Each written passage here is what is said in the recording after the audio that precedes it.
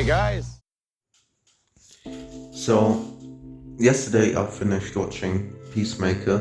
I don't know when this video is gonna come out, but it's gonna come out somewhere. And overall, let me say, it's really well done. For 8 episodes, it definitely impressed me more than any Marvel show.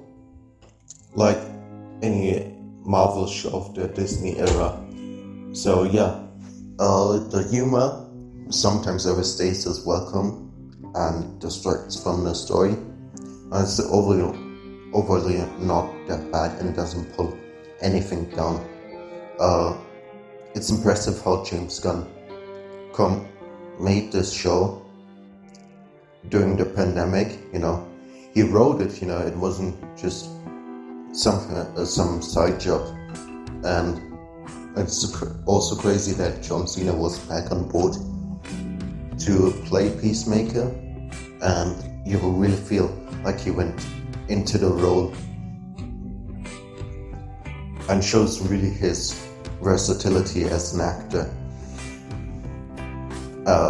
Which should be clear, if you're familiar with John Cena wrestling and how he carries himself in wrestling, he's a fantastic actor. He can put on a good show, and it's still kind of a different experience on the silver screen, because there are surely wrestlers who cannot act, but the big ones, they can deliver a show both in wrestling and also on the silver screen. I'm going a bit on a tangent, I know.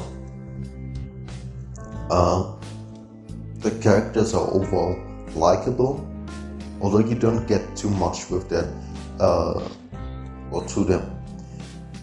So, and the story is kind of crazy but also intriguing. I don't want to say too much about it because you have to find it for yourself. Now, they did quite a different take on Vigilante. Arrow had his take on Vigilante, so now it's Peacemaker, and here it's different. I saw somebody compare the Vigilante of Peacemaker to Jake Peralta from Brooklyn Nine-Nine, and that's kind of accurate. Vigilante, unlike Peacemaker, has a very unclear moral compass and shows like his willingness to kill, and he's quite competent but also very gullible and immature, so he's just third wheel to his partner Peacemaker, and I like best friends, but Vigilante is still kind of the third wheel. He also steals the show for most of the time. The actor of Vigilante, I don't know right now, who is he called? There would be definitely potential to make a Vigilante show with that version of the character. There's also some other stuff, and that's one thing that I love about James Gunn, is that he uses obscure stuff from the comic books, as I myself always search for the more weirder characters, the more forgotten characters in DC history. It's great to see that, and how he integrates that. We also have Robert Patrick, who played the Terminator in Terminator 2. He's great, and I think he has fun with the character, kind of, despite how despicable the character actually is. He's a white supremacist and kind of like a Nazi. I don't like throwing those terms easily around, so yeah. And in a show of so many morally dubious characters and with so many nuances, it's good to have like one character who is pure evil, pure unadulterated evil, because Peacemaker himself too is not necessarily evil. He does evil stuff, but he's morally ambiguous, has this whole thing of, I want to protect peace and I will go and do everything about that to protect peace. But this show, the Peacemaker show, questions this and lets their character have a lot of introspection.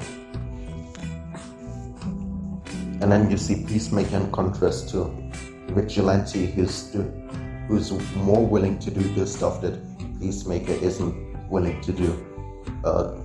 There's a scene in episode 3 or 4 where Peacemaker is supposed to kill a family that are supposedly possessed by aliens.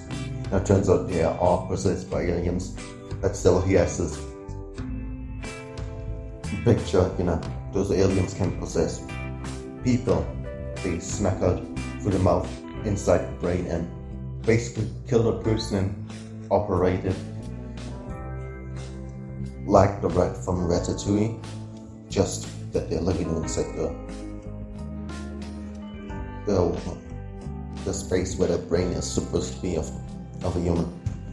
So Peacemaker really struggles with doing that, and Vigilante is like, move over, I do this.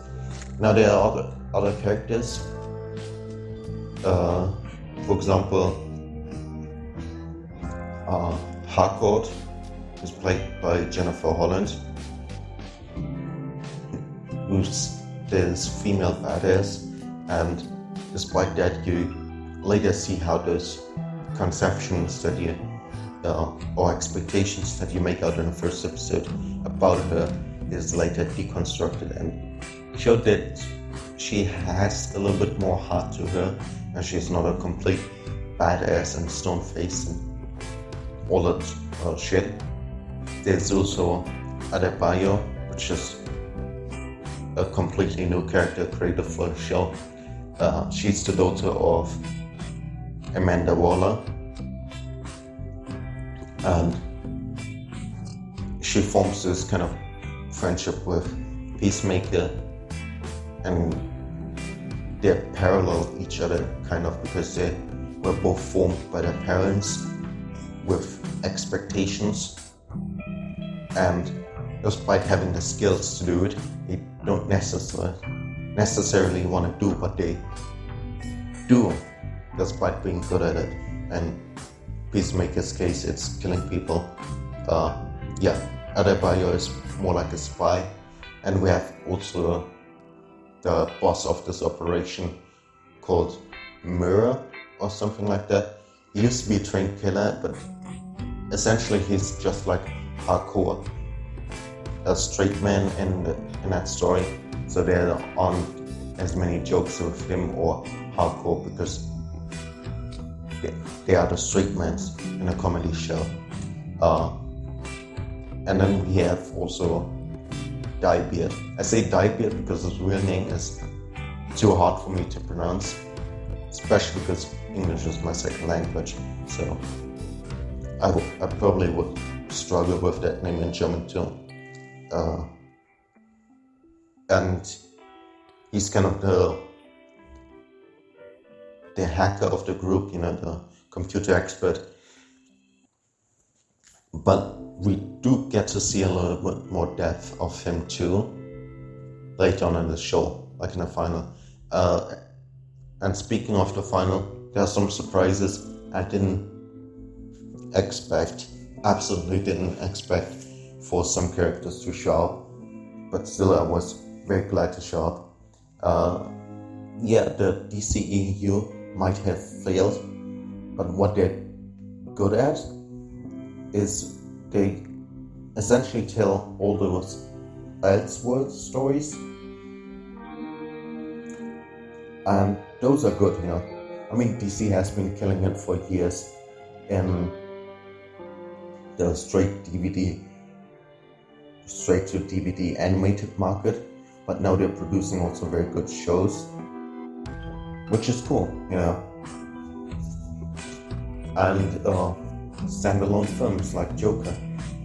Yeah, overall I can say I greatly enjoyed Peacemaker, and I give it like a 9 out of 10. The juvenile humor will not be for everyone, but it looks great. It has a lot of talent in it.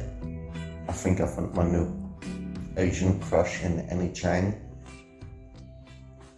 Yeah, and we'll see us in another video. Now get the fuck out of my driveway.